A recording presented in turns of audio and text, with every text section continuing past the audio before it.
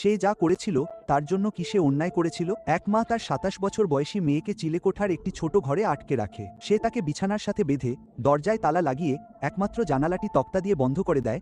তারপর নিচে গিয়ে সবাইকে বলে যে সে পালিয়ে গেছে। মেয়েটি বাধা অবস্থায় শুয়ে থাকে, যেখানে সূর্যের আলো বা তাজা বাতাস কিছুই নেই। সে যে খড়ের তোশকে ঘুমায় সেখানেই প্রস্রাব করে এবং মা যা কিছু উচ্ছিষ্ট ফেলে যায় তাই খায়।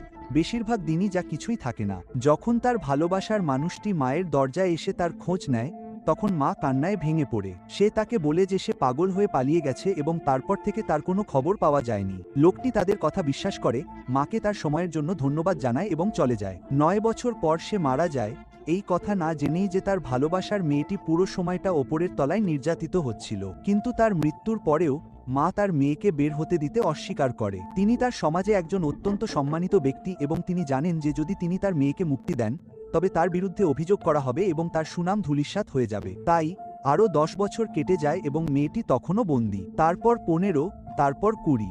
মেয়েটির বয়স এখন প্রায় ৫০ এবং সে এখনও বিছানায় বাঁধা।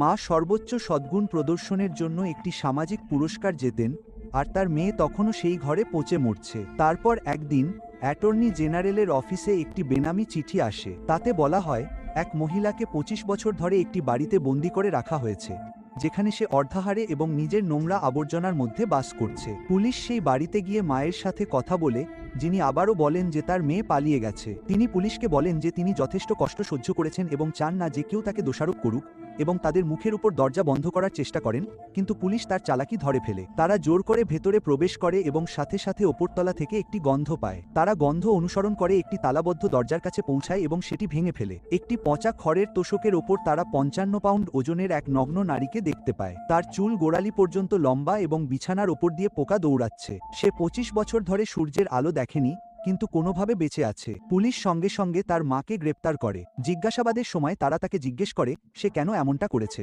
মা শান্তভাবে উত্তর দেয় সে যা করেছে তা ন্যায্য ছিল, কারণ তার মেয়ে এমন একজনকে বিয়ে করতে চেয়েছিল যাকে সে যথেষ্ট ধনী বলে মনে করত।